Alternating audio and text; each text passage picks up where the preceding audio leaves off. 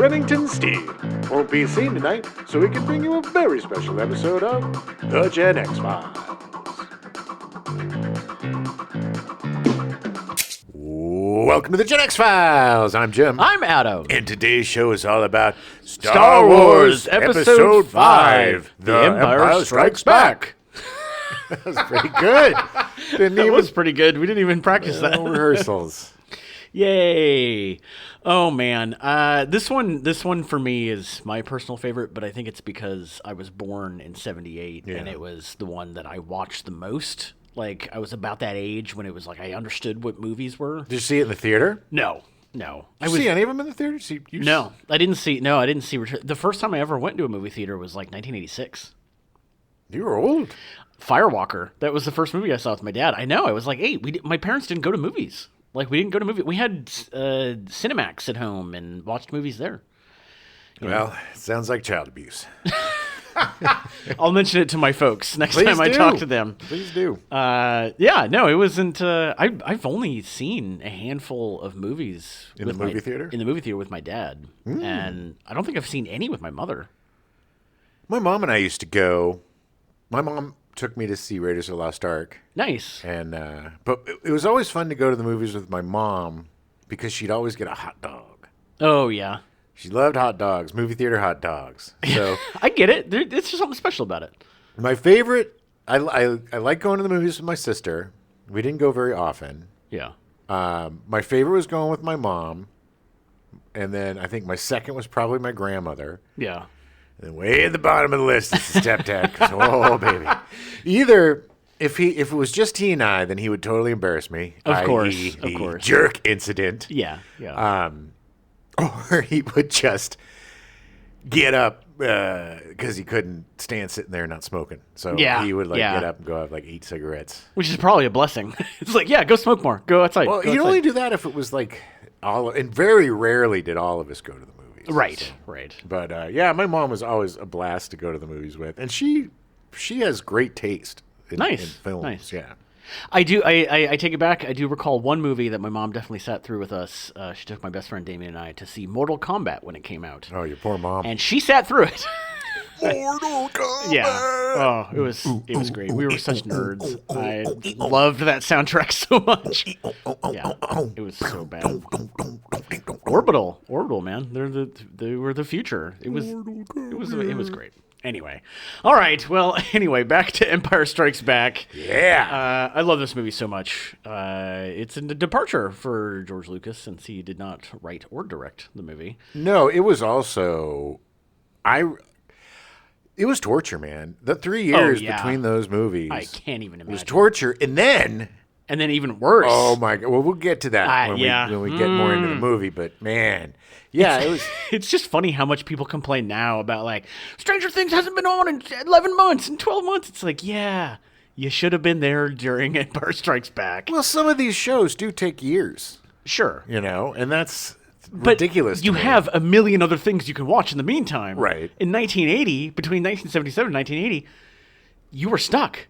Yeah, Battlestar Galactica. Yeah, all the cheap knockoffs. Buck Rogers. Yeah, in the 25th century. Yeah, check out all our cheap knockoff Star Wars. May the farce be with you, month. The farce month. Yeah.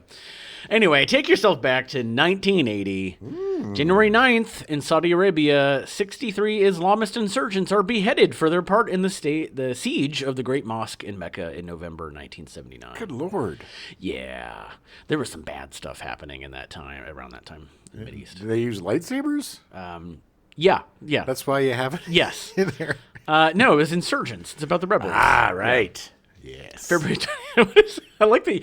I don't always correspond because sometimes it's really hard to find 3 facts that have anything to do with the movie. February 22nd, the United States Olympic hockey team defeats the Soviet Union 4-3 in the semifinals of the 1980 Winter Olympics in what is considered to be the greatest moment in sports history, which then became known as the Miracle on Ice. Miracle on Ice. They made movies about it. Miracle with Kurt Russell. Yeah. He was the coach. They shortened it from Miracle on Ice to Miracle. Yeah, well. May 18th, the 1980 eruption of Mount St. Helens volcano in Washington state kills 57 and causes $3 billion in damage. Yeah, I remember when that happened. That was crazy. It is crazy times, yeah. And they made a couple of movies about it. Volcano and... Dante's Peak, Dante's Peak. I couldn't remember the other one. With Pierce Brosnan. Yeah. As a scientist. Although Volcano was set in L.A. Yeah. I don't remember Dante's Peak. With Tommy Lee Jones. Yeah. As a scientist. And that scene, isn't Volcano the scene with the lady that goes through the old lady that goes through the sulfur lake and just like pushes the boat and she slowly melts? Well, maybe. But in Volcano, there's the scene where the guy like jumps off the train and walks through the lava and melts as he walks. Then maybe it was Dante's Peak. I don't know. I get them confused. That was Volcano. No. The one I'm talking about. Probably because I think Dante's Peak had the like weird acid rain. Well, yeah, but it also had the hot springs that got super hot. Oh, yeah. Person went in. I think they opened with a person going in the hot springs getting boiled alive. Oh, yeah. Well, anyway. Yeah, volcano stuff. Fun. Yeah. So what was that one for? About disasters? I don't know. Is it homage to Darth Vader's home planet of hot sauce? Mustafa? Is it? No, Mustafar. Mustafar. Mustafa's from The Lion King. Yep. I get those confused often. At least it's another Disney property. That is true. May 21st, The Empire Strikes Back receives a wide release, making lots and lots of money. Oh, yeah. I remember just being ants in my pants that day at school. That and Return of the Jedi, those were the two hardest school days ever, because knowing I was going to go. Yeah. I was just buzzing and no idea what. Well, Empire, I knew what to expect because I got the comic book beforehand. Oh, yeah. It was spoiled. Kind of. You knew about the twist? Yeah. Oh. Yeah. That sucks. Why did that come out beforehand? That doesn't seem. It's just stupid because they didn't care. Yeah. Like, there was not, like, spoiler alerts back then. Right. You know? Right. I mean, people did a good job of not spoiling the twist, or trying to, but it's like, why? You're exactly right. But they would release the book and the comic book before the movie for some reason, I guess to hype it up. I don't know. It just seems stupid. Gotta hit those readers. They really want to come see this movie. They got me, because I read all the novelizations. It's just ironic because Lucas specifically went to such great lengths to make sure that one line was not known by anybody. I know. Well, that seems like great oversight on Lucas's part. Yeah, it was dumb. Now I'm going to question him entirely. Well, let's question the merchandising. It wasn't him. It was CEO. Yeah. Randall Pinks was his name. Yep, Randall Pinks. Randall G. Pinks. Okay. So following the success of Star Wars, a sequel was swiftly put in development.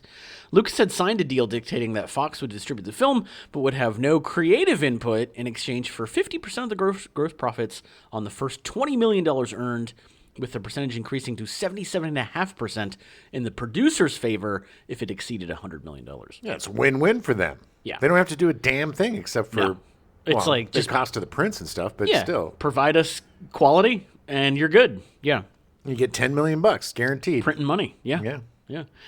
Lucas was not a fan of creating lore for the universe he created and wanted more to focus on growing ILM, Industrial Light and Magic, and creating Skywalker Ranch in Marin, California. That's hilarious. Yeah. That's hilarious that the thing that he created has the most lore of just about anything, except for maybe Lord of the Rings. He's such a tech nerd, though. He was just like, no, I'm going to go play more with the computers. Yeah, I don't care. What do you mean? I don't know if a Wampa's related to a Wookiee or whatever. Just, I need a steady cam. Just make it make sense. Just make it look good. So to write the next film, he hired Lee Brackett, known as the Queen of the Space Opera, to write the sequel. Nice. Yeah. Again, also going back to George Lucas and how he is kind of a understated feminist, that he was very much about hiring women and having women work for him. Well, his wife, Marcia Lucas, is one of the greatest editors ever. She is the unsung hero of Jaws. If it wasn't for her, Jaws would have been a bomb that nobody heard about. Right. He paid her $50,000, Lee Brackett, despite knowing she was suffering from cancer. In 1956, her book The Long Tomorrow made her the first woman ever shortlisted for the Hugo Award for Best Novel, and along with C.L. Moore, one of the first two women ever nominated for a Hugo Award. Okay. She's got the cred. She was also a screenwriter known for The Big Sleep in 1946, Rio Bravo in 1959, and The Long Goodbye in 1973. Old school Hollywood. Yeah. I had no idea, A, that a woman wrote The Big Sleep, and B, that it was Lee Brackett. Yeah. And awesome for her for getting screenwriting work in the 40s. Yeah. So they worked together on a general outline, and she set to writing. Lucas avoided calling it Star Wars 2 because he felt that sequels with numerals in their names made them seem inferior to the original product. Yeah, okay. Makes sense. Around this time, Gary Kurtz, producer, came up with the name The Empire Strikes Back. Good one. Yeah, he did a good job. Because it did. It did strike back. It struck back. It did. In Hoth. It did. Hard. Brackett completed her first draft in February 1978, titled Star Wars Sequel from the Adventures of Luke Skywalker. Star Wars Sequel from the Adventures of Luke Skywalker, coming to a theater near you. It's very serial. I like it. I think it's fun. It's old school, just like her. Yeah. The draft contained a city in the clouds, a chase through an asteroid belt, a greater focus on the love triangle between Luke, Han, and Leia, who is portrayed as a damsel in distress, the Battle of Hoth, and a climactic battle between Luke and Darth Vader. All very old school, classic Hollywood tropes. And of course, she was going to make the damsel in distress because that's just kind of how it was back then. Yeah. In her day. Right, not in the 70s. Right. No. The ghosts of his father and Obi-Wan visit Luke, leaving Vader a separate character. Spoiler alert, we're going to talk about this twist a lot, so if you haven't seen the movie, go watch it right now and then come back. And if you haven't seen the movie, where have you been and what's wrong with you? Yeah, there's a couple of people I know that haven't seen any of the Star Wars movies, but at this point, it's now just kind of a badge of honor. You know, it's just some like BS kind of like, I've never seen it. Well, there's definitely people that are not fans of sci-fi, and I get it. So I think at the end of the day, the twist is something that people know whether or not they've seen the movie. Sure. I mean, it's one of the most quoted things ever. Right. Misquoted things. Yeah.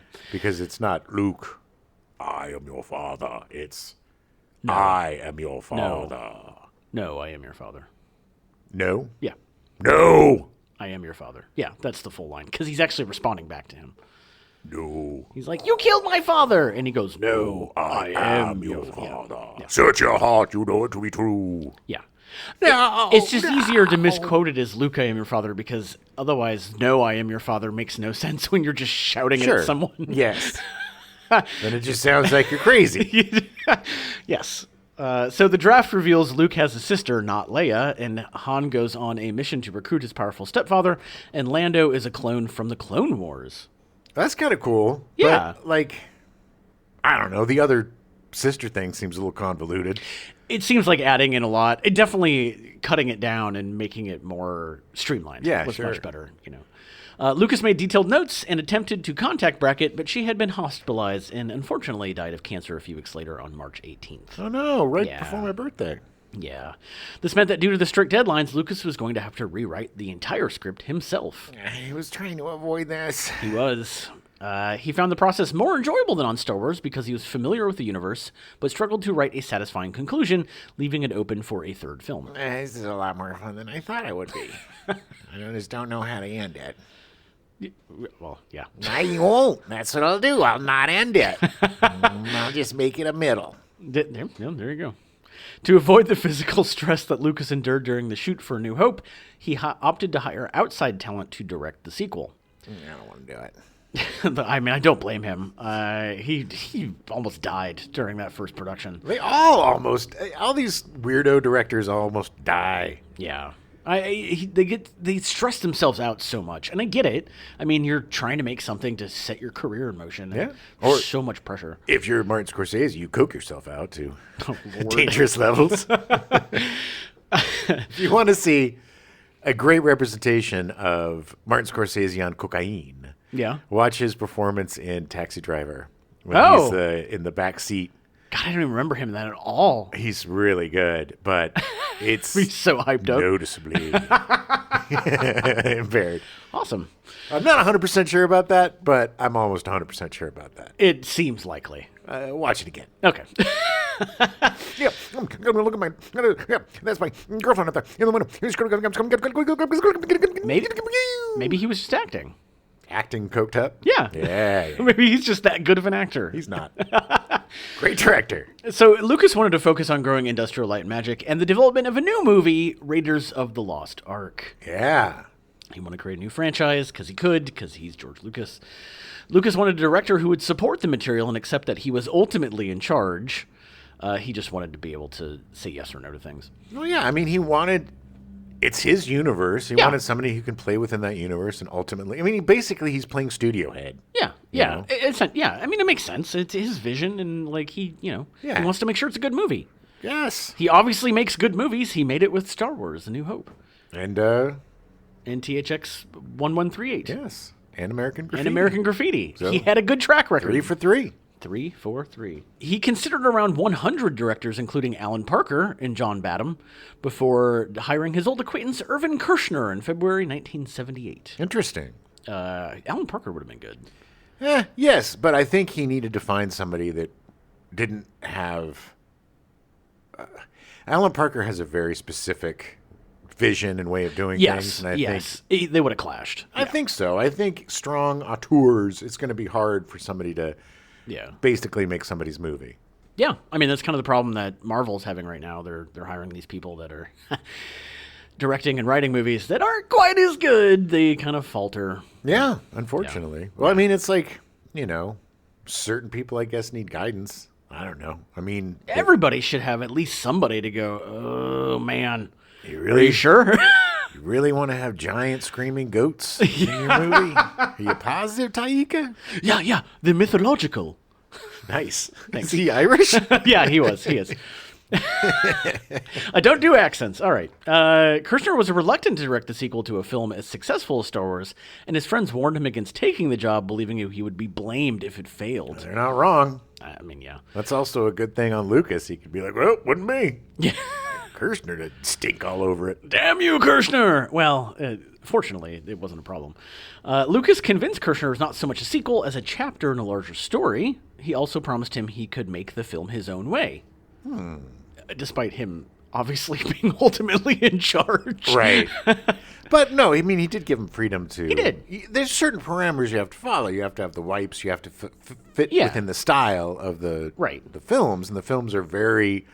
Saturday morning cereal with the wipes and the for sure. And it's very similar to how TV shows are done now, or have been done for a while, that whoever creates the first episode, the pilot they call it, it kind of creates that Bible, and then you follow that. You still have your own, you can do your own thing, but you still have to follow those parameters. Well, sure, every TV show has a show Bible, which is all the do's and the do nots. Right, exactly. In June 1978, impressed with his work on Raiders of the Lost Ark, Lucas hired Lawrence Kasdan to refine the draft. Lawrence Kasdan has even a more difficult voice. I don't think I've ever actually heard his voice. He sounds exactly like this. Like everything he's saying is just a chore. Just a chore to get out. This is why he's a writer.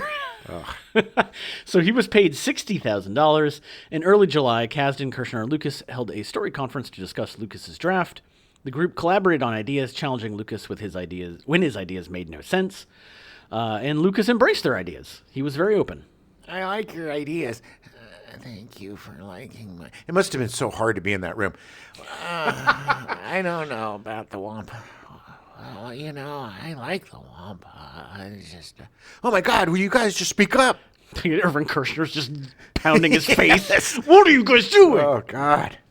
Although some of Brackett's ideas remained, such as Luke's Dagobah training, her dialogue and characterization were removed. Probably because it was a little dated. I'm sure it was. Kasdan described her take as from a different era, lacking the necessary tone. Yes. Luke Skywalker, you have to come save me. You have to come save me from these dastardly dudes. It's amazing how everyone has a mid-Atlantic accent all of a sudden. Listen to me, Princess Leia. Listen here, see? I'm going to get you out of this hot hat, you see? I'm going to get you out of this ice planet, see? We're going to get into the asteroid belt. Yeah, see? And then we're going to get away from those guys. Yeah. The henchmen. Yeah. Han, I love you. Yeah, I know, see? Yeah. Became a gangster. That's great. Lucas fought to give Brackett her credit as co-writer, despite doubts that the DWJ would give her credit. He also provided for her family beyond her contracted pay. Nice. He really appreciated what she did and was a huge fan of hers. So he could also afford it. That is also true. You know? At this point, he had a lot of money. Yeah, it's just the decent thing to do. Yeah, yeah. So Mark Hamill and Carrie Fisher... Fisher, yep. Nice. Mark Hamill and Carrie Fisher were contracted for a second, third, and fourth film, but Ford had declined similar terms because of earlier bad experiences. That's bad experiences. Ford agreed to return because he wanted to improve on his Star Wars performance. I think I can do better this time. Yeah, well, he grows. He did do better this time. He did do better. He was great. Hamill spent 4 months bodybuilding and learning karate, fencing, and kendo to prepare for his stunts. Nice. David Prowse hesitated to return as Darth Vader because he believed the role offered little job security. Okay. There's going to be more movies. I mean, it's going to happen. Well, at least you have job security on this one. You're going to get paid for it. You're going to get like 4 months worth of work. What else are you going to do, David? Nobody's knocking down your door. He's going to go back to his farm and hang out. All right. He returned after being told further delays would lead to his being replaced. No, I'll be back then. Immediately. I was just joking. James Earl Jones returned to voice Vader, but as with Star Wars, declined to credit because he considered himself quote-unquote special effects. I am special effects. To Prowse's physical performance. Yeah, little known fact, James Earl Jones actually did all of the breathing noises himself. He did. And he made his voice sound like it was in a helmet when it wasn't. It's crazy. He's so good. He's so good. I am the king of echoes. So James Earl Jones received $15,000 for half a day's work, plus a small percentage of the profits. Yeah, well, that small percentage of the profits put all of his children through college and bought him like 6 houses. Yeah. Anthony Daniels returned for quote-unquote reasonable pay. He was reluctant because he had received little public acknowledgement for his previous performance as C-3PO because the filmmakers portrayed the droid as a real being. Yes, from time to time. I just love that. That is just so. It's like, okay, again, I don't understand. They're offering you work. Well, still, look, as a little kid, I thought R2-D2 was real. Yeah. Yeah. And at least in the first one. I remember the first time I saw a making of, and like the little dude popped out, and I was like, what? R2-D2's eating a little man. Why is he eating that man? He's got a little man living inside him. That's weird. Yeah. He does. Alec Guinness could not return as Obi-Wan because his failing eyesight required him to avoid bright lights. I'm like a mogwai now. He also, bright lights. He was technically dead. I was struck down by Vader, but it made me more powerful than ever. Except for his eyes. Except for my eyesight. Recasting him was considered, but determined to recruit him, Lucas agreed to a deal in late August 1979, just before filming finished. We'll turn the lights down a little bit. I mean, he was great. He was paid 0.25% of Empire's box office gross for his few hours of work. God, he probably made like $12 million off of that. Yeah, if we're going, Luke, you have to finish your training, Luke. You will go to Dagobah. Yeah. He's our last hope. Another there is. Billy D. Williams was cast as Lando Calrissian, the first African-American to portray a main role in the series. Yeah, baby. Code 45, Mulligan. His first appearance in the movie, he just sees that, like, slick. Hey there, Chewbacca. Hey, Chewbacca. It's just, I love the way he says Chewbacca. Hey, Chewbacca. Chewbacca. What's up, Chewbacca? He found the character interesting because of his cape and Armenian surname. I like his cape. I mean, hey, man, whatever reason you want to have to be in a movie. He was slick as oil, baby. Great. He was so good. Williams believed this gave him room to develop the character. What did? The cape? The cape and the Armenian surname. Nice. Yeah, Lando. Calrissian. Yeah. Williams said Lando was much like himself, a pretty cool guy. He believed it was a token role, but was assured it was not specifically written for a black actor. It didn't seem like it. No. Kirshner said Williams had the fantastic charm of a Mississippi riverboat gambler. Okay. Howard Rollins, Terry Alexander, Robert Christian, Thurman Scott, and Yaphet Kotto were also considered for the part. All great actors. None of them would have been as good. No. Yoda was voiced and puppeteered by Frank Oz. Lucas intended to dub Oz's Yoda voice, but decided it would be difficult to cast someone who could match their voice to Oz's physical puppeteering performance. Yeah, he originally wanted Yoda to be like, "Hey, Luca, You gotta go in. Don't take your weapons into that cave. You don't need them. You're not gonna need them. Anyway, let me get on your back. We'll do some training. Carry me around in a knapsack. Yep. That was his catchphrase. Yep. Come on, get going. Yep. It occurs to me that we've only seen 3 of the Yoda-type beings. I don't think they actually have an official name. Well, there's Yoda, there's Yaddle. Right, and then Grogu. So in the entire universe, it occurs to me that we've only seen them when they're really young and then when they're really old. Well, we don't know how old Yaddle was. Well, I'm going to assume she was Yoda's age. I mean, it makes sense. But my thought, and I'm going to put this out there as a fan theory, that they actually grow really tall when they get to a certain age, but then they slowly get small again as they get older. Like old people? Yes, like old people, but exaggerated. Like how they get up to be like 6 feet tall, but then they eventually get back down to the 1 foot. Like how I'll shrink as I get older? Yes, you will eventually become Yoda when you become 857 years old. Oh, good God.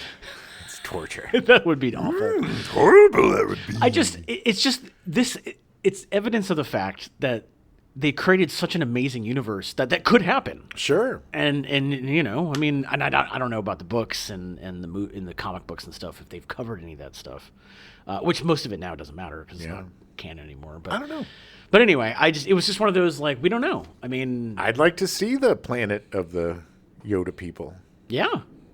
It always just makes me think, for some reason, Dagobah always makes me think of the E.T. ride at Universal and how you go through like the forests and stuff. Yeah. So I'm always thinking about Yoda as being an E.T. Goodbye. It's just for some reason that always comes up my head when I'm watching Empire. Don't they say your name at the end of that, right? Yes, Goodbye, they do. Yaddle. Yeah. Not everybody, but I literally just went on a few months ago and I was waiting because you get the card and they put your name in and stuff, but they only said like 4 people's names. Yeah, you cried because you didn't get your name. I was sad. So sad. Although it was a great ride. I don't remember ever going on it. I think I went on it when it was here in LA. Yeah. Many years ago. I went on it, yeah. I didn't remember the like jumping and then flying over the city. It was done really well. Sure. It was super awesome. Yeah. Yeah, anyway, that's E.T. But for some reason, Dagobah always makes me think of that. But Dagobah is not like their real home planet. No. Yes. I don't know what their real home planet is. But I think it's a force-sensitive planet. That's why he's on it. Because it has that cave, and I think that cave is some sort of force-sensitive thing. Area. So, but Yoda was hiding there because of Order 66. Right. Right? Like he was trying to not be murdered because he was a Jedi and they were being killed. But he was also planning on, helping Luke Skywalker and Princess Leia, Right, he knew that eventually they would show up and then... Yeah, some sort of crap would happen. They'd bring him back in. Something would happen, yeah. All right, anyway, It must have been lonely, though. I imagine. Sitting there with snakes and stuff. Well, little did you know that during Empire, Yaddle, whatever her name is, was just kind of off the screen. They just never showed her. Hi, Yaddle. And I don't speak weird. I just speak like this. Yeah, she's the one that's actually like, hello, my name is Yaddle. Hello, I'm Yaddle. Jeremy Bullock did not audition for Boba Fett. He was hired because the costume fit him. Yeah, I think they redubbed his voice. They did. It was uncomfortable and top-heavy, making it difficult to maintain his balance, and the mask often steamed up. Bullock assumed his lines would be dubbed over as he had very little dialogue. Fett's voice actor, Jason Wingreen, remained uncredited until the year 2000. And then he was replaced for the special edition, I think. Because I think they ended up putting in... Tamora Morrison, I think, did the... Tamora Morrison. Yeah, he did... I think they redubbed I think his they voice. did, yeah, when they were doing the... Because they knew, yeah. He's no good to me, dead. Yeah. So unfortunately for Jason Wingreen. Bullock also appears as an Imperial officer who restrains Leia on Bespin. Ooh. No other cast member was available for the role, so Kurtz had him quickly change out of the Fett costume to stand in. And then they had John Morton portray Fett in the same scene. Why they couldn't have John Morton just play the stormtrooper? It was probably late in the I can day. just imagine Gary Kurtz just like, oh my God, we need a stormtrooper. We need to get over there. All right, fine. Yeah. There was no extensive casting for the Emperor, Lucas chose Clive Revill to provide the character's voice, preferring it from the options given to him, while an older actress, Marjorie Eaton, physically portrayed the Emperor in test footage. Yeah, it looks so weird. Yeah, the original, I watched a video where they compared the original, and then the special editions they put in Palpatine, who was in the third movie, and then the prequels and stuff. What's his name? Dear Diarmond, or Ian McDiarmid. Yes, yeah. Ian McDiarmid. Yeah, they had Ian McDiarmid play him in the third movie in Jedi, and then in the prequels, and so of course in the special editions they put him in. Yeah, and it actually makes more sense because the original looked super weird. Yeah, because they had like some animal's eyes, owl's big, eyes, weird buggy eye things that like protruded out from his face. It was super weird. The footage proved unsatisfactory, and special effects artist Rick Baker created a full mask that his wife Elaine wore. Chimpanzee's eyes were superimposed over her face. Yes, that's what it was. Cat eyes and assistant accountant Laura Crockett's eyes were also considered. Seth MacFarlane's also played the Emperor in Robot Chicken. Wow. And Sam Witwer in Star Wars Rebels. Wow. All right. So there's been a lot of people. So the movie was filmed from March to September 1979 in Finse, Norway, for the ice planet Hoth, and at Elstree Studios in England. The Empire Strikes Back faced production difficulties, including actor injuries, illnesses, fires, and problems securing additional financing as cost skyrocketed. Well, yes. I mean, they did it on a desert planet for Star Wars and didn't learn their lesson. It's when you do an ice shoot, your cameras are gonna freeze up. Bad, yeah. People are gonna get frostbite. Initially budgeted $8 million, costs had risen to $30.5 million by the project's conclusion. That's ridiculous. Star Wars was $9 million, right? When they all said and done, pretty much. Yeah, it started. The original budget was like $4.5, and then it went to like. And 9. it ballooned up to $9 and made $1 billion. But you're going in on a sequel that's, for all intents and purposes, bigger and bolder and brasher, and you're going $1 million less than your Star Wars budget. Well, that's some wishful maybe thinking. They thought they could do it. I know. Well, they thought a third of the budget.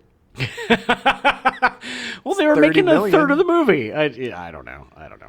Well, I guess we're gonna have to spend $30 million instead of $8 million. Well, it certainly paid off. The movie made plenty of money.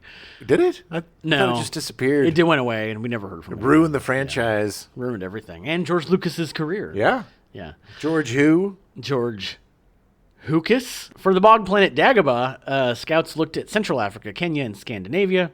To avoid shooting on location, Lucas funded the construction of a 1.25 million cubic feet Star Wars stage at Elstree Studios, London, to create the Dagobah and Rebel base sets. It's smart, but wow. I mean, that is the kind of clout that he had. He was the like, truth all right, is, we're doing it. It's probably in the long run going to save you money because shooting in the jungle is just as difficult as shooting in the desert and shooting in ice and snow. Yeah, because you got humidity, you got bugs. Awful. And in certain places, there was a lot of civil unrest. As we learned from the first episode, he absolutely did not want to shoot in muggy, mosquito-ridden conditions. So he built it. He did. Construction began at the end of August, costing $2 million. It ended up costing around $3.5 million total, and the sets, all the sets, cost about $3.5 million, and they were the single biggest expense for the film. Well, of course. I mean, this stuff was all practical back then. They didn't have, there was blue screen. It was kind of the beginning of blue screen, but it was still mostly just for matte paintings. There wasn't any digital. The special effects, the speeders flying through the space and stuff like that. So a fire on Elstree Stage 3, where The Shining was being filmed, destroyed the space planned for Empire sets. Yeah, Kubrick, old saboteur. He's like, I don't want Star Wars making more than The Shining. The impact was significant, costing essential space. The production was forced to give up 2 stages so The Shining could continue filming. 64 sets had to be moved through 9 stages, and the timeline had to be rescheduled. Poor weather delayed construction of the Star Wars stage sets and necessary props. Yeah, and this is all because of The Shining. It has nothing to do with the Star Wars people. Stanley Kubrick. I mean, it was unfortunate. Stanley Kubrick is such a pain-in-the-ass filmmaker that not only does he cause problems on his own movies, he causes problems on other people's movies, too. He does. Look, he's a genius. The location filming in Finse, Norway, coincided with the area's worst snowstorm in half a century, impeding the production with blizzards, 40-mile-per-hour winds, and temperatures around -26 to -38 degrees Fahrenheit. It's pretty cold. That's super cold. The weather cleared only twice during their entire shoot. Some days filming could not take place. The frigid conditions made the acetate film brittle, camera lenses iced over, snow seeped into equipment, and effects paint froze in their tins. Yeah, and plus you're going to get your lenses all fogged up. It's just going to be a nightmare. Yeah. Shooting did not get easier while at Elstree Studios. Kirshner wanted each character to make a unique entrance in the film. While filming Vader's entrance, the snowtroopers preceding Prowse tripped over the polystyrene ice, and the stuntman behind him stood on his cape, breaking it off, causing Prowse to fall on the snowtroopers. No!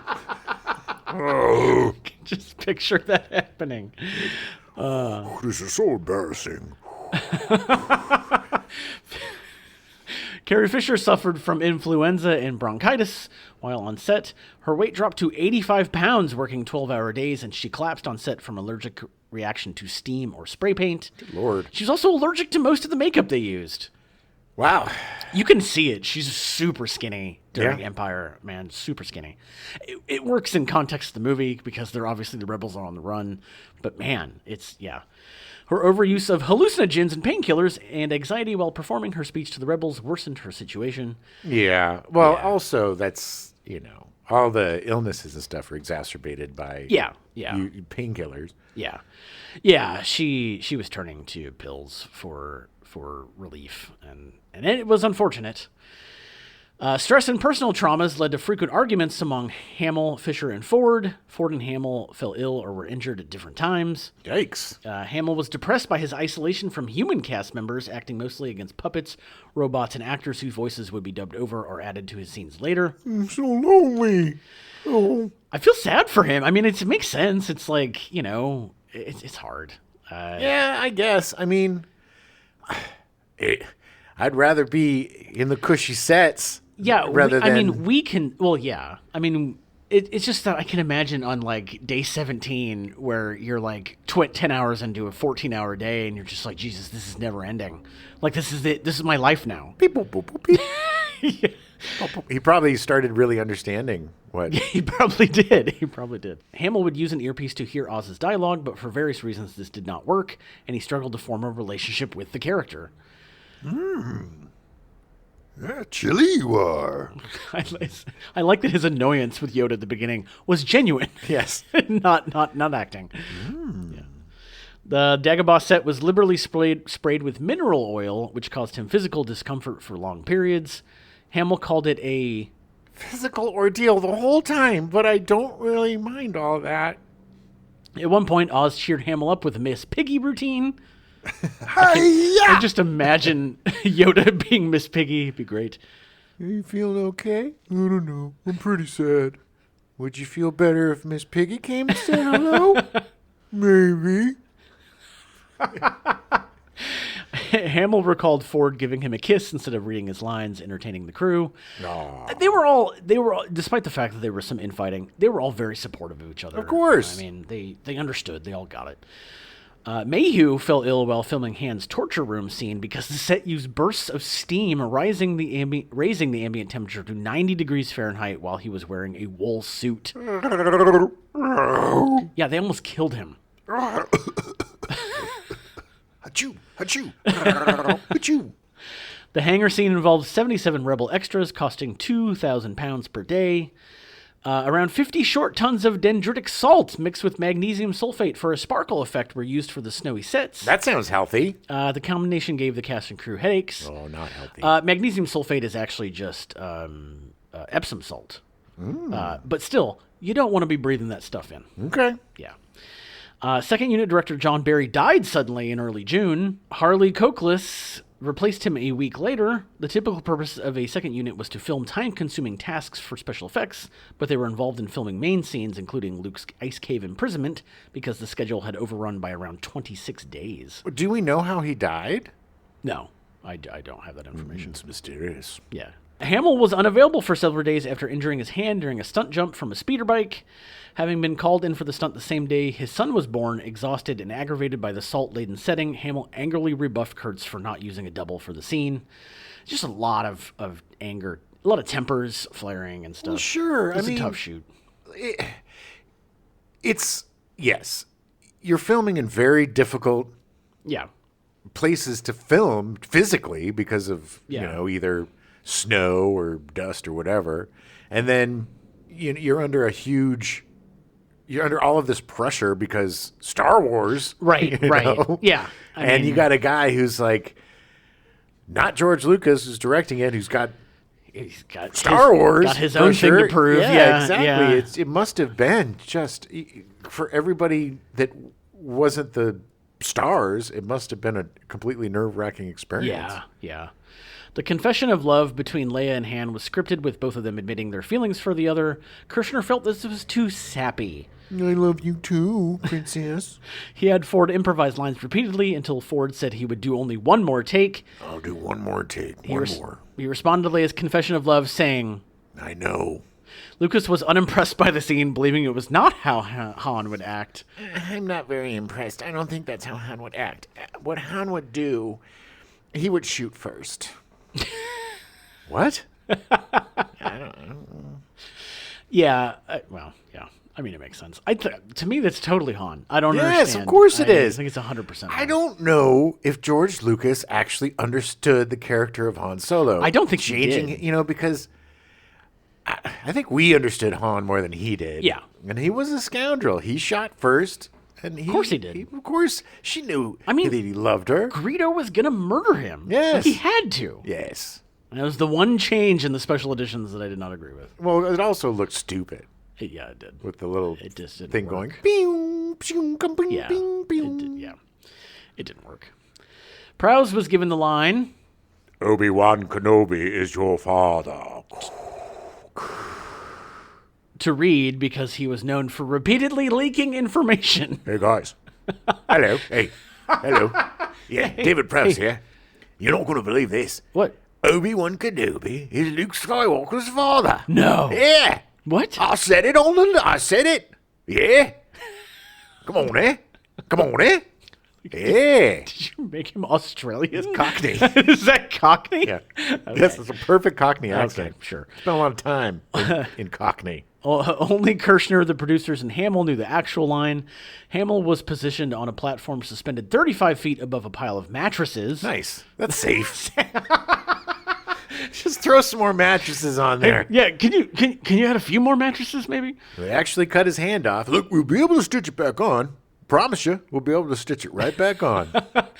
The film footage, unfortunately, was damaged, and the scene had to be entirely reshot. No! Yeah. No! That's why he got so into it at the end, because he was just so angry with the long shoot. Yeah. That's not true! Yes, Mark, it's true. We have to shoot. We have to reshoot the whole scene. No! The schedule overrun resulted in filming and post-production taking place simultaneously. Film footage was shipped immediately to ILM to begin effects work. After watching a rough cut of the film, Lucas provided 31 pages of notes about changes he wanted, mainly alterations in dialogue and scene lengths. Heaps. Yeah. He continued tweaking elements to improve the special effects, but even with ILM staff working up to 24 hours a day, 6 days a week, there was not enough time to do everything they wanted. No, there's so many effect shots in this movie. Probably at this point, more than any other movie. Yeah, ever made. That's a safe bet, yeah. You know? A Dagobah pickup scene in which R2-D2 is spat out by a monster was filmed in Lucas's swimming pool. Yeah. They did that a lot. They did. They used his pool a couple times. They also, in Lethal Weapon. Oh, yeah, with Richard Donner. Yeah. They used his pool for when they... and his house when they did that whole bit with the guy in the pool. Yeah. You know, it's crazy. It's like a $30 million independent film almost. Yeah, you know? Yeah. I mean, really. Because it's outside of the studio's purview, and it's just these guys trying to make something that's never been made before. I mean, that's the thing, is you were groundbreaking in this film. The effects, everything is It's unlike anything anybody had ever seen. Star Wars was unlike anything that anybody had ever seen, and you have to top that for the sequel. That's a lot of pressure. That's way too much pressure. Yeah. Fox was confident in the film and spent little money on advertising, taking out small advertisements in newspapers instead of full-page spreads. We all knew it was coming. Yeah, no, everybody knew it was coming. No reason to waste money in advertising. No. Lucasfilm set up a telephone number allowing callers to hear a message from cast members. Hello, this is your friend. This is your big daddy, Darth Vader. Just wanted to say, keep on trucking.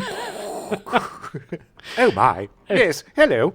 It's good to talk to you. I'm C-3PO, human cyborg relations. Anyway, drink Pepsi.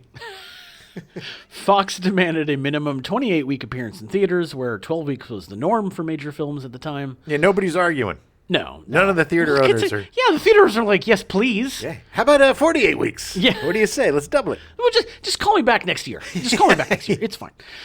Estimates suggested Empire needed to earn $57.2 million to be profitable after marketing, distribution, and loan interest costs.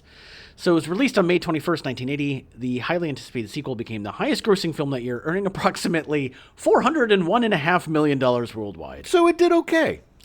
I think it made its money back. It did. Just barely. Just barely. I'm sure on the books it didn't. But just barely. Yeah, exactly. I don't know. Still not profitable. Seems like we broke even. I don't know. I don't know. Yeah. The number of theaters was deliberately limited to 126 theaters to make it difficult to get a ticket, thus generating more appeal, a strategy used with films expected to receive positive word of mouth. Yeah, which is kind of dumb, because I get it. You want they wanted the visuals of people lined up around the block like the first Star Wars movie. That's going to be a story. Truth is, you put it in 3,000 theaters, there's still going to be people lined up around the block, and that's a better story. I know. But it also then would provide longevity, more longevity, because it is going to do that at least 28 weeks. Unlike its predecessor, Empire met with mixed reviews from critics, and fans were conflicted about its darker and more mature themes than those of the lighthearted adventure Star Wars. I guess, it just was the thing that bothered us kids is the ending, Yeah. I mean, we'll get into that, but it's like, I loved it, man. I loved the Wampas. I loved everything about it. Again, this movie, it starts and it goes. Yeah, and it doesn't take a breath. That was when we were watching it. I was like, it's literally been like 2 days, and all this stuff happens. Yeah, so much. I just love the fact that you didn't finish your training with Obi-Wan. Yeah, I knew him for like 14 hours, man. Did we even train? Yeah, was that? I had a helmet for a while. Was that the training? That's good enough, Luke. Yeah. Well, now you're a Jedi. It's like, you can do it with your eyes closed. No wonder why Order 66 killed all the Jedis. None of them really knew what they were doing. Well, you've had 18 hours of training. You're good to go. Have fun. Yes. Here's your card. You get a discount at Dave & Buster's. Here's your giant laser sword. Try not to kill anybody. Yeah, I did. Because the same thing with Yoda. I mean, he had to have been there for like 2 days. I mean, maybe, I don't know. The whole timeline of that. At a certain point, Yoda is like, well, I've had enough today. I've had enough. We're done. It's like, I mean, they train for a long time. It gets tired sitting on somebody's back, screaming in their ear. He also progresses very quickly, because he goes from barely being able to do the handstand to like a day later being able to do it on one hand and lift all these things. But we also don't really know, because it could have been more than a couple of days. They could have been in the asteroid thing for a few days. It's like, it could have been like a week, but I mean, they weren't inside that giant worm for longer than a week. Well, maybe. I mean, I don't know. Maybe they were. It just seems odd. It's always best to not ask too many questions. No, agreed. At the end of the day, it's a movie, and it doesn't really matter. But I just find it interesting, because to me, it's like, well, hey, if that's really the training, and especially with somebody, to me, it proves the fact that Luke was super sensitive to the Force, and that he could be trained in a short amount of time. Sure.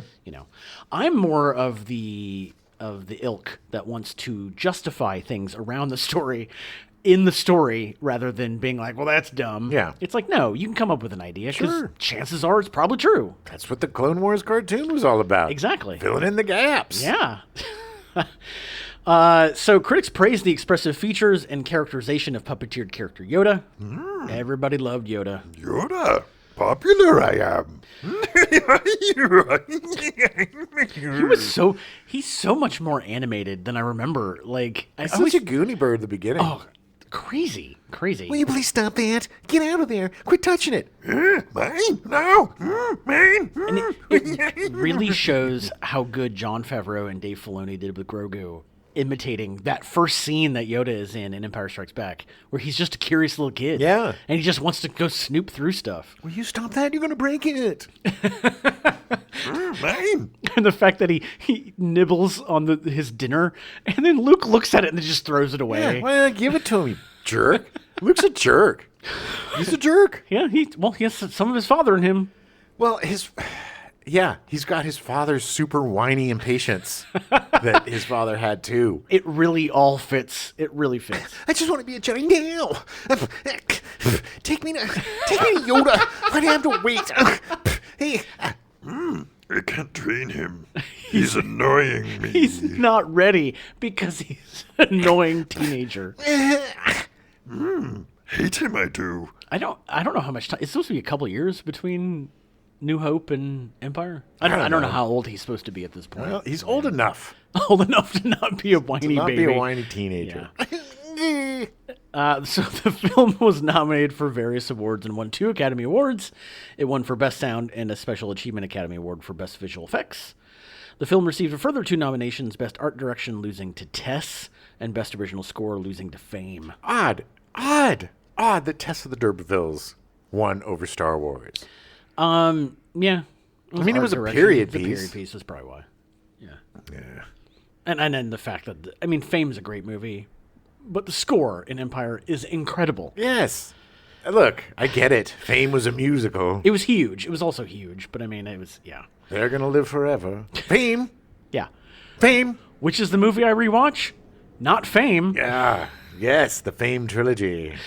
Subsequent releases have raised the film's worldwide gross to $538 to about $549 million, and adjusted for inflation, it is the 13th highest-grossing film in the United States and Canada. Nice. Since its release, The Empire Strikes Back has been critically reassessed. It's now often regarded as the best film in the Star Wars series and among the greatest films ever made. Okay. It has had a significant impact on filmmaking and popular culture, and is often considered an example of a sequel superior to its predecessor. Right, because it's not a sequel. It's part of a greater story. Yes. It's not, it's a saga, not a sequel. Right. It's the Star Wars saga. It's a chapter in a longer story. Yes, the Skywalker saga, as they call it. The 9-film saga. Yes, the Skywalker saga. The climax, in which Vader reveals he is Luke's father, is often ranked as one of the greatest plot twists in cinema. The film spawned a variety of merchandise and adaptations, including video games and a radio play. The United States Library of Congress selected it for preservation in the National Film Registry in 2010. And Return of the Jedi obviously followed Empire, concluding the original Star Wars trilogy, which we will discuss next week. Now, going to see this movie in the theater, and I saw all the Star Wars movies in the theaters, except for the last one. I don't think I saw the last one in the theater. Episode 9? Yeah. Are you sure? I don't know. I didn't like them. I don't remember. I know I saw the first 2 in the theater, I think. I don't remember if I saw the last one.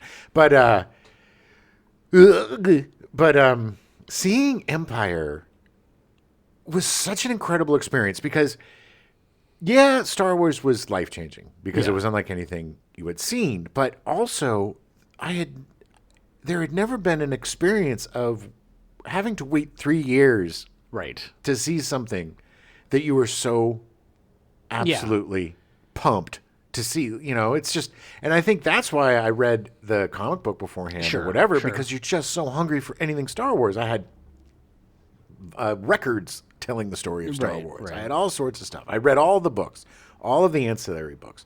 I read all of the, adaptation of the movie adaptation books that came out. I could not get enough Star Wars. So going to that movie, it was insane. And we were talking about this yesterday as it was coming to a close.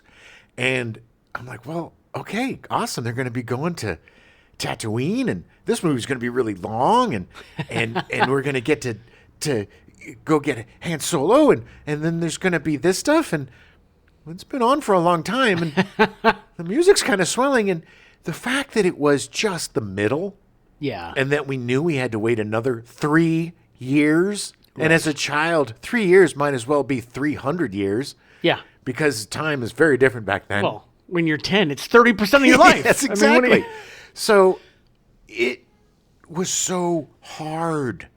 Yeah. In between Star Wars movies. I can't imagine that the ending of that movie and then having to wait, knowing it was going to come, but not knowing when. And we'll talk about this next week, but I think the anticipation for Jedi was the most for me of any movie I've ever seen, because it was finishing the saga. Yeah, it was such a cliffhanger at the end. Yes. Yeah. Something that had been 6 years of my life, you know? Right. And between Empire and Jedi, it was when I gave up my toys. So I have a few. It's funny, we pulled out a few of the Jedi figures to throw up on Gen X headquarters. Yeah. A couple of the bounty hunters. Bosk. Oh, the Empire figures, you mean? Yeah, what did I say? Jedi figures. Oh, I don't have any Jedi figures. It's funny because I was at that age, and I think now you could probably play with figures a little more, maybe till you're 12 or 13. Yeah. Kids seem to be playing with stuff. Maybe not. I don't know. But I started dating around that time. Yeah. Dating. Quote unquote dating. Quoties.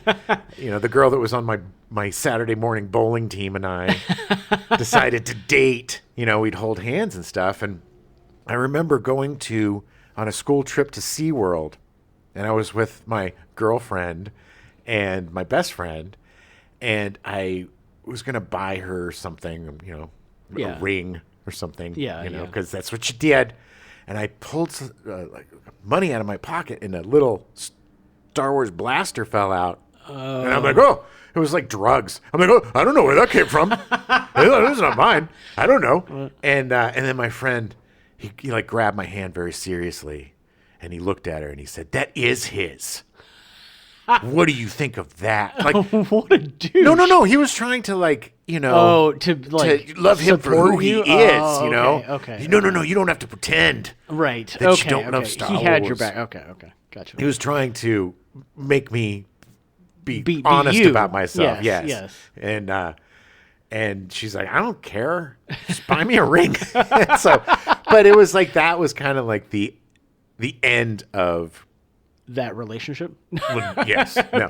It was the end of toys, because it was really, it was girls and toys, and that's what really did it, was girls, or boys, however it is for you. But for me, it was girls. And that was the hardest time. And I was so sad that I wasn't going to get any toys for the next for the Jedi, because they had some great freaking toys, man. Yeah, I did. Most of my toys came from the Empire. Oh yeah. Although I do remember my Uncle Jeff giving me the Rancor monster. Oh yeah. On Easter. No one else remembered my birthday that year. Yeah. We were there at my grandma's house, and he gave me the Rancor monster. It was so awesome. And then every year after that, the Easter Rancor came. He did, and he would destroy my grandma's house. He would chew up the Easter bunny. He was great though. And I think I had a Jabba, but I beyond that, I didn't get any of the other, because my mom, of course, was like, "Well, you already have a Luke Skywalker. Why do you need another one?" Because Mom, he has a different outfit on. He's in all black. It's amazing. There were some cool figs. But most of my stuff, because the bounty hunters was the big thing. That was the big thing for me, was the different bounty hunters, which were fascinating. Well, I played with Han Solo, the Millennium Falcon, and Chewbacca. I wore out Chewbacca. And that you pulled out one of the it was the Chewbacca that you had was miscolored because you'd played with it so much. I also think I might have left him outside for a few days. He got sun bleached. But and the thing about the Han Solo, the figure that I have, it was the first printing, and then they did this other printing with this total goober head that I swear looked like the Nutty Professor, like Jerry Lewis from the Nutty Professor head. It was too big, and I hated it. And I would search, when I'd ruin my hand, and I'd play my Han Solo to death, I would have to search different toy stores to find the original one because there's no way I was going to have weirdo-headed Han Solo as my buddy. So it's just living through those movies. It was insane. It was just a complete cultural experience, unlike anything. Yeah, the Marvel movies and all that stuff, sure, but this was the beginning of that. Yeah. You had Jaws, which was really big, but it wasn't anything. Yeah, but it wasn't like Jaws 2 was highly anticipated. No. I mean, it wasn't. It was. Yeah. Jaws 3 was the 3D. We all knew it was going to be a winner. Yeah, but that's the thing, is that it's this. They knew immediately that there was going to be a sequel. Like, I'm sure it was announced. I mean, the second that it was greenlit, like, it was announced, and it's like, well, now sit back and wait. The worst part, and we could talk about this more next week, but the worst part was knowing that this was 4, 5, and 6, and then him being like, well, I'm not doing it. I'm not doing 7, 8, and 9, and I'm not doing 1, 2, and 3. Yeah. And he was like, F it, I'm done. And we were all like, well, you promised us. You said there was 9 chapters. And then, he's like, okay, 4 million years later. But it was... Well, yeah, we'll talk about it more next week. Yeah. But Empire was just so... they say it's dark and everything. It's really not. It's just... It's a continuation of the adventure. But it did what a middle act needs to do, which is separate your heroes, and then you bring them back together for the last chapter, which is Jedi. And... they're pretty much together for the whole thing in Jedi. He takes a quick detour to Dagobah to say goodbye to his master. To talk poor Yoda to death. Exhausting you are. I must die. Time for me to join the Force. I'm tired of answering your questions. I'm going to die. But yeah, I mean, it essentially is them getting the gang back together immediately. Right. And the reason why it got probably not the greatest reviews is because anything that is that anticipated or anything that is just an event, it's never going to live up to the hype. But it truly did. Yeah. In retrospect, if you look at it, for me, it's like a lot of like the Coen brothers movies. Yeah. I absolutely adore them. But the first time I see their movies, like the first time I saw Big Lebowski, I didn't love it. Yeah. Because I expected so much from it, and it wasn't the movie that I thought it was going to be. Right. And it was so much better than that movie. And then subsequently, it's like, oh, this is genius. Yeah. But at first, you're so much hype, you don't know how to process something because your anticipation and your expectations are such that anything is just, it's going to be different than what you think it is. And regardless of how good it is, it's still going to be like, well, I don't know. I am that way with Tarantino movies, except the only one that I wasn't was Reservoir Dogs, and that was because the first one of those I saw. Yeah. But everything after that, I was always kind of like, but then I'd rewatch it and be like, oh, okay, now I understand. Yeah. I'm that way with some music too. Like I really like Tool, the band Tool, but every time they release an album, I'm just like, eh. But then I listen to it more, and it's like, okay, it's layered and right. And this is very similar. Yeah. Because the stuff that you love the most, you expect the most. Right. That choice of knowing that the right thing to do is let his friends die. Right. And that Yoda and Obi-Wan are like, you need to let your friends die. Yeah. Which I don't really understand. I guess because it was a trap. They didn't think he was strong enough to withstand Vader's. They were afraid he was going to turn the dark side. Sure, because he could have. I mean, he still was whiny and had those emotions, and he was still driven by fear.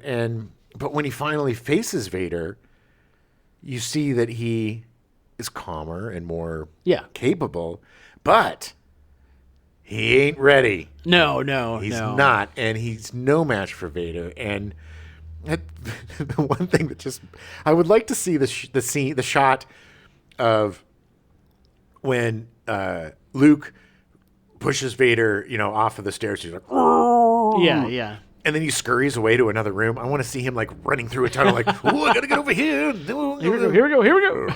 It's way too steamy in here for me. I need a little fresh air. Fog up his mask. Yeah. But it's such a good fight. Yeah. Luke falling into the carbonite freezing pit and then jumping out so quick. Oh my God. It was just like, zoop. Yeah. And that's totally like the Jedi moves, you know? Like that is showing just how far he's come. And it makes sense with the prequels when you see the Jedi's like shoop, shoop, jumping and flipping and jooping around, because it kind of, lends itself to that. And just the fact that Luke is basically like, well, I'd rather die than talk to you anymore. It's my absolute favorite moment is that he's like, come with me, and we'll rule together. We'll rule the galaxy. You know what? I'm going to kill myself instead. Bye. Nah, I don't think so. Yeah. No. I'm going to risk falling down this giant hole. And although I'm sure he used the Force to get into that little trap, the little air duct thing, which then unfortunately opened up underneath him. And he's just hanging off a TV antenna, screwing up somebody's UHF viewing. Yes. Man, I want to see Lando in there going, "What? I'm trying to watch The Price is Right. What's going on?" I'm not wrestling.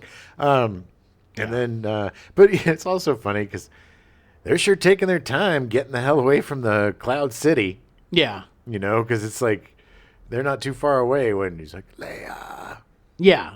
It was like they were really. What were they doing? Maybe gassing up. I don't know. Well, they couldn't get the the hyperdrive. To work. Working. Yeah. It's really interesting talking about I don't know if any time I've seen a movie where it had a cliffhanger ending like that, except for maybe Pirates of the Caribbean when they did the sequel to Pirates of the Caribbean, the second movie. Right. I didn't know that the second and third movie was essentially one big movie they cut into two, and when I got to the end of it and the credits rolled, I was so mad because I was like, I just watched half a movie. Why did I pay full price for this? Yeah. And I was so mad. But it was because I didn't know there was going to be I knew there was going to be another movie, but I didn't know it was a continuation of the story. But at least with this, you knew there was going to be another one. Sure. I mean, you did. And look, it was satisfying. You got your beats. You had your battle with Vader. Yeah. You had your Han sacrificing himself. Well, there's an actual three-act structure to the story, which is in the sequel to Pirates of the Caribbean. It did not. It had 1.5 acts, which is what drove me insane. Right. As a moviegoer and filmmaker, I was like, the pacing seems really weird in this movie. Yeah, well, that's them realizing they have too much movie and had to cut it in two rather than having an actual plan. Yeah. Which, honestly, we don't know that Lucas had a complete plan for the trilogy, but I think as he got to 2, he probably was thinking of 3. Yeah, I mean, I think he knew enough. Like, he may not have sat down and talked to them about it, but, like, he at least had an idea that he knew that it was going to be more. And he never negated the stuff from the earlier films like they did with the most recent trilogy, which not knowing where your story's going and just giving guys free reign just doesn't work. No. And then realizing, well, we don't like the stuff that was in the middle film, so we got to retcon everything, and it's just a mess. Yeah, a mess. You have to have someone at the top that, as Lucas said, makes the final decisions. I mean, it's the reason that first 10 years of the MCU, the Marvel Universe, worked so well. Yeah, because they had one guy at the top going, "All right, this is the plan," and maybe that's part of the reason why they're not doing as well now. But I don't know.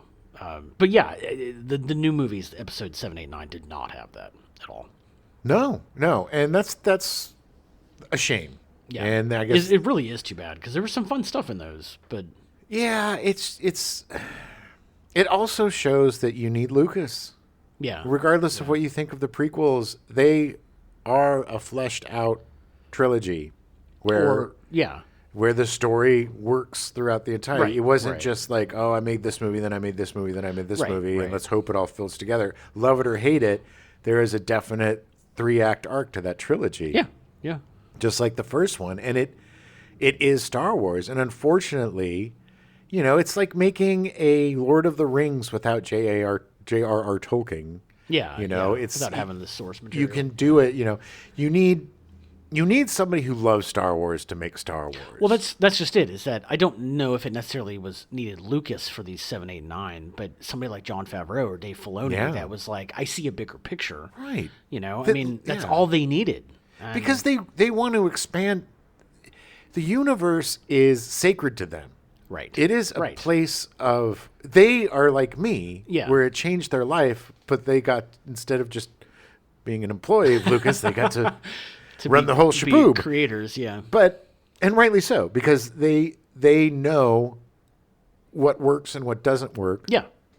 And they know how to tell good stories within the Star Wars universe. Right. But within the Star Wars universe. Right. And what makes that universe tick. Yeah. And it's not just aliens and blasters and Jedi. Right. You need to have an intricate story. These factions need to work together or work against each other. Some people like each other, some people don't. You know, some planets are hostile, some are not. And there's just so, at this point now, you know, where we're at, this universe is so big. Yeah. With so many different races and planets and vehicles and droids and blasters and weapons and just this huge fleshed out books and volumes and encyclopedias of just, it's insane how big this has become. It is almost real in the fact that it is so fleshed out and there's so much to it. It's just crazy to me that something, you know, as great as it is, has just become such a juggernaut to the point where it's a religion. Jedi is a recognized religion. Yeah. I was very sad when Lucas sold ILM and the rights to Disney. Me both, baby. Lost my job. I know. But because a lot of it is that I loved the books. Like, I loved the expanded universe. Like, I loved the stuff. I mean, that's what filled in for me when he was like, I'm not going to make any more movies. Sure. It was like, all right, well, I got the books at least. And he got the right people to do it. People that love Star Wars. Yes. And some of the expanded universe stuff is some of the best stuff. The Thrawn trilogy should have been the 6, 7, 8, or 7, 8, 9. 7, 8, 9, which they are, Filoni and Favreau are bringing back, like they're making it canon again. I mean, not necessarily that story; they're changing it a little bit. But. Yeah, well, I mean, because that story had Luke and Han, and you know, it was his a whole twin kids and everything. Yeah, it was really cool. It was a lot more interesting than what came about, and that's what's great. Is it's not like these books are gone. No. You definitely, they're still around. You can find them, and. F Disney, you know, it's up to you what's in that universe. It's up to you what you pick and choose. And it was a huge mistake of them to decanonize all of this stuff that so many fans absolutely adore. Yeah. And then now they're retconning it and bringing a lot of the stuff back that was so good. Because they know that they've made a mistake. It's the problem of a business taking over this franchise. Because this isn't... making it business first. Yeah, because this isn't... I'm sorry, it's not Marvel. It's not like any other franchise. No. It's more special than any other film franchise. It's more precious to people than anything else. Yeah. Myself included, man. I mean, I was so...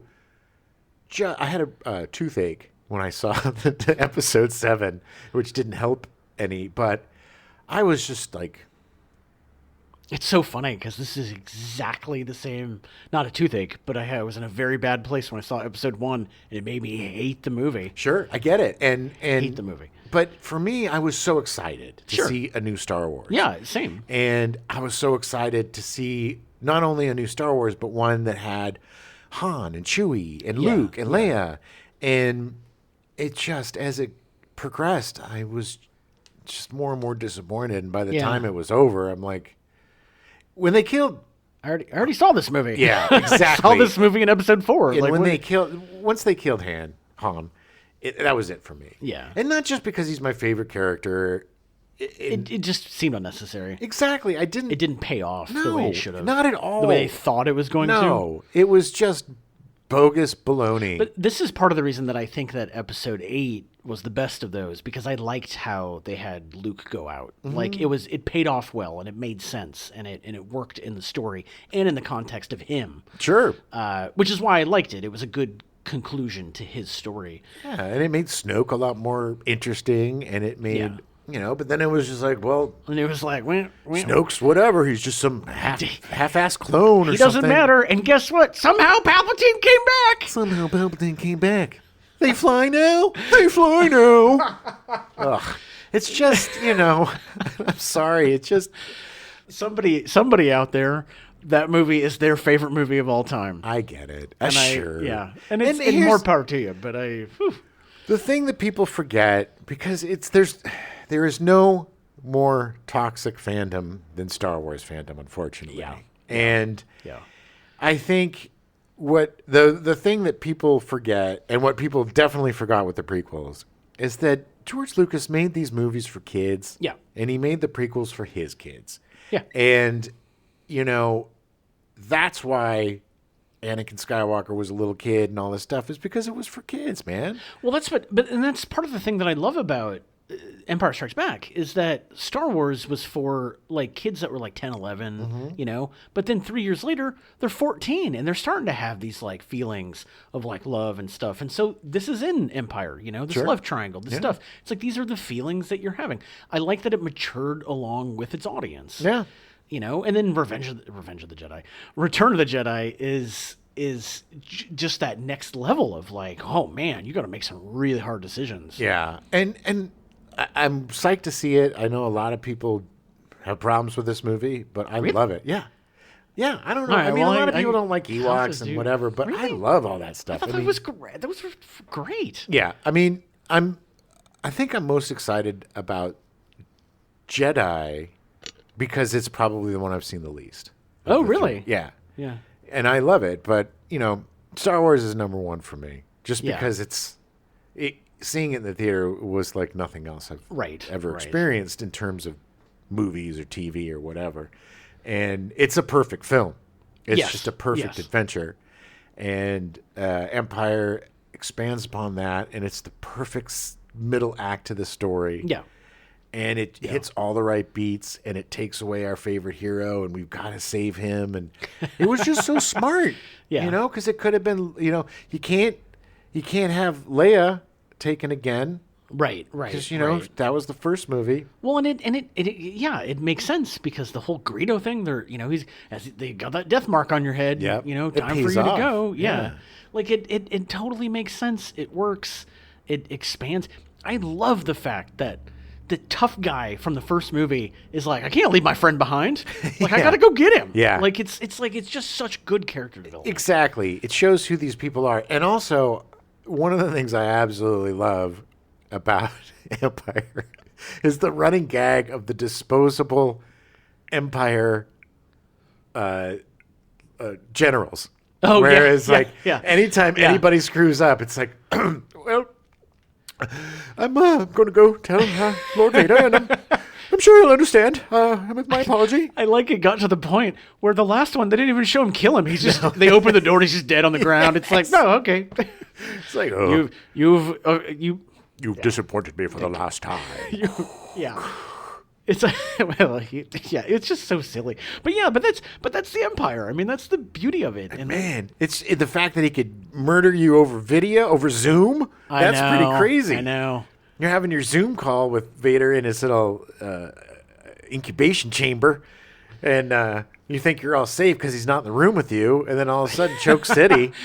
Someone told me they couldn't do the Force through the glass. I don't know what's going on. They choke now. All right, we'll be back next week. Return of the Jedi. I'm super excited about it. Oh, yeah. I haven't seen it in a long time. I'm super excited about it. Gonna be a fun time. Just the perfect way to spend your May is with your Star Wars. And there's just so much to watch now. Not just these movies and the prequels and the sequels, but get yourself into some of the TV shows and get yourself into some of the cartoons. Yeah, I saw someone posted a great timeline of watching like the Leia saga, which was episode 3, and then the Obi-Wan show, and then the original trilogy, and then the sequel trilogy. Well, that's what's so great is now you can curate different sections of story for you. If you just want to learn about Mandalorians, you can have a whole Mandalorian history lesson with the cartoons up to the Mandalorian. And if you want to live the Andor life, you watch Andor up until the Rogue One. Rogue One, yeah. You know, you can watch it any way you want at this point. Yeah, it's great. There's so much to watch, and it's so good. Just enjoy it. Don't bitch about it. You know, nothing's perfect. Try some of the Star Wars. If you don't like it, there's plenty more to try. If you're our age, this is your dream as a kid. Was Star Wars everywhere, you know? If you haven't seen any Star Wars, now's the time. Give it a shot. If you haven't seen any Star Wars, then who the hell are you? There are people that have not seen it. Yeah, the people that have been in a coma. There are people that have not seen it. Test. 1, 3. Testing 1, 3. You were so 14. Jesus 14. age. It's more like 11. We now return you to your regularly scheduled programming. Benson, already in progress.